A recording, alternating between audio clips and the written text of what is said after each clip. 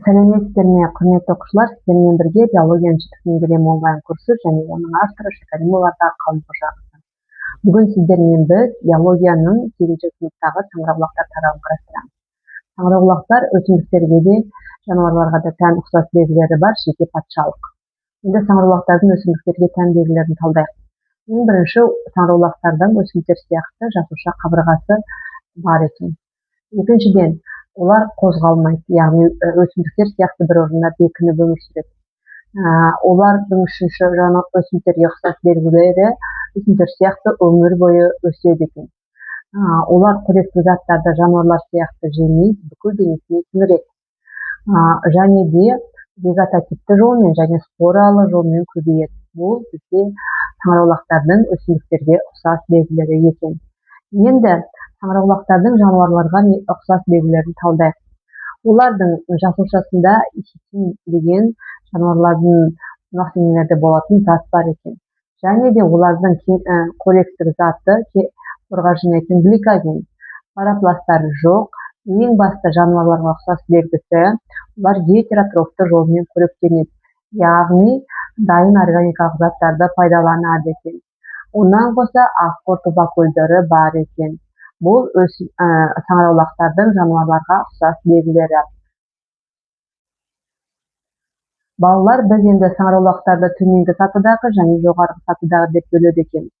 Төменгі сатыдағы саңырауқұлақтарға бір жасушалы саңырауқұлақтар, ашытқы саңырауқұлақтары және ен саңырауқұлақтар жатады екен.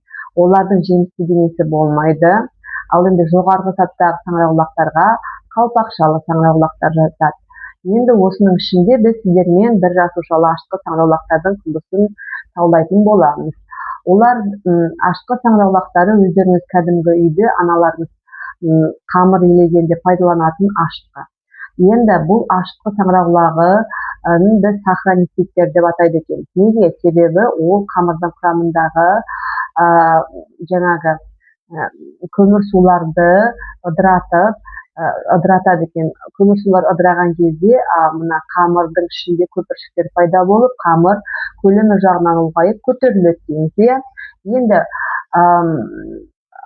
тағы бір ерекшелігі, бұлар бүршіктеніп көбейеді.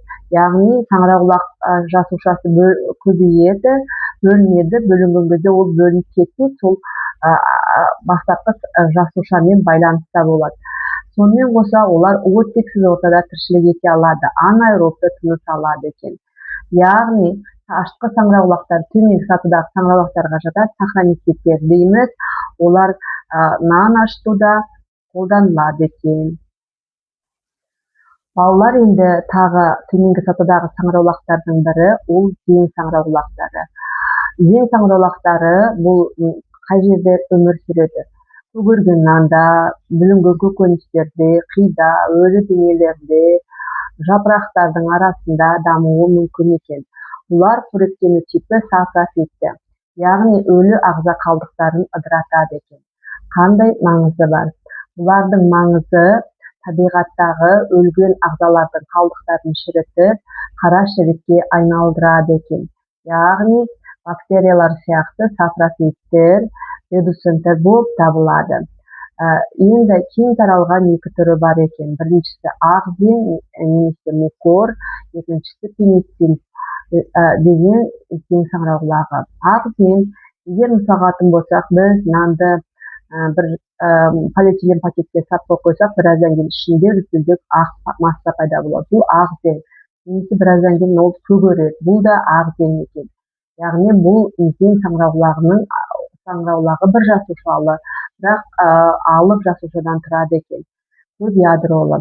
Ал енді пенициллин саңырауқұлағына келетін болсақ, оның жіп шумағы көк, жасыл, сары жасыл түстес болып келеді екен. Және бұл пенициллин саңырауқұлағының екі түрінен өте пайдалы, бағалы антибиотик пенициллин алады екен. Ен саңырауқұлақтарының зияны да бар. Олар тамақ, көкөністерді бүлдіреді. Яғни шаруашылыққа осындай зиян келтіреді. Бірақ ен саңырауқұлақ табиғаттағы пайдасы өте зор. Ол редуценттер болып табылып, тірі ағза қалдықтарын ыдыратады екен. Балалар енді саңырауқұлақтарды оқып жатқанда саңырауқұлақтардың денесіне селбесетін бір ерекше ағзалар бар екен. Олар қыналар. Қыналар екі ағзаның селбесуінен түзілген. Ол балдырлар мен саңырауқұлақтар. Яғни қынаның денесі саңырауқұлақ пен балдырдың бірігіп тіршілік етуінен түзілген. Саңырауқұлақ балдырға су береді, балдыр фотосинтез процесінде түзілген органикалық заттарды береді. Яғни екі ағза бір-біріне пайда келтіріп өмір сүреді. Қынаулар өте баяу өсетін өсімдіктер.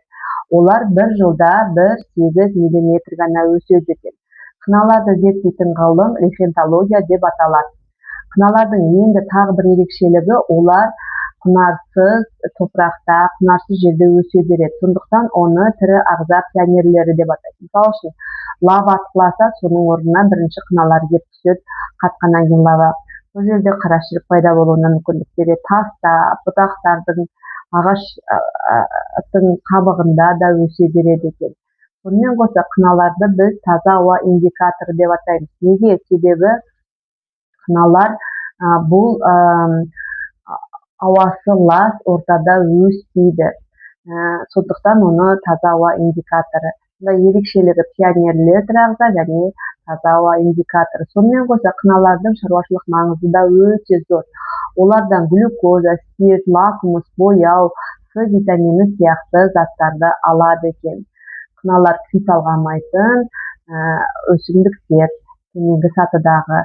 Неге төменгі? Себебі олардың сабақтары, мүшелері және ұлпалары жетілмеген екен. Балалар, енді бізде қалпақшалы саңырауқұлақтарға тоқталамыз. Қалпақшалы саңырауқұлақтар жоғарғы сатыдағы саңырауқұлақтарға жатады. Неге? Себебі олардың құрылысы күрделі. Олардың жемісті денесі деген бөлігі бар, ол топырақтың бетіне шығып тұрған және жіпшумақтары. Жемісті денесінің өзі қалпақшадан және түбіртектен тұрады. Қалпақшасының астында түтікшелер немесе қатпаршалар болады. Түтікшелер немесе қатпаршалардың ішінде споралар жетіледі. Саңырауқұлақтар спора арқылы көбейеді екен. Енді белдеушесінің ішінде белдеуші сақинасы бар болады екен. Яғни бұларды жіпшумақтары жердің астында болады. Олар суды және кенеулі заттарды сорады. Ал жемісті денесінің қалпақшамен түбіртектен тұрады.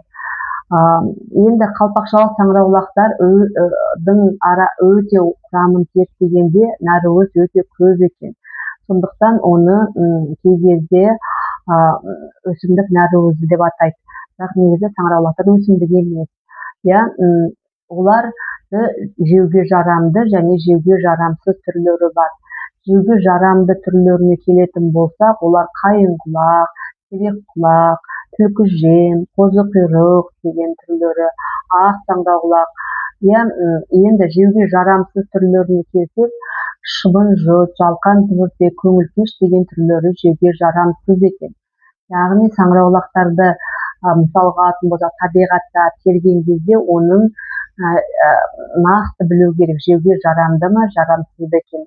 Күмән туғызатын саңырауқұлақтарды асқа пайдалануға болмайды, себебі ол улануға келеді. Улану процесі кей саңырауқұлақтар адамның өліміне дейін апаруы мүмкін екен. Сонымен төменгі сатыдағы саңырауқұлақтарға зең және ашық саңырауқұлақтар жатса, қалпақшалы саңырауқұлақтар жоғарғы сатыдағы саңырауқұлақтарға жатады. Жалпы саңырауқұлақтар өсімдіктердің де жануарлардың да белгісін жинақтаған жеке бір патшалық. Құрметті оқушылар, сіздерге менің түсіндірген түсіндірмем түсінікті болды деген ойдамын. Видеоны тағы да бір рет көріп алуға да болады. Сіздерге ұсынылған слайдты дәптерімізге жазамыз және онлайн тест платформасындағы тестті шешеміз. Келесі сабақта кездескенше сау болыңыздар.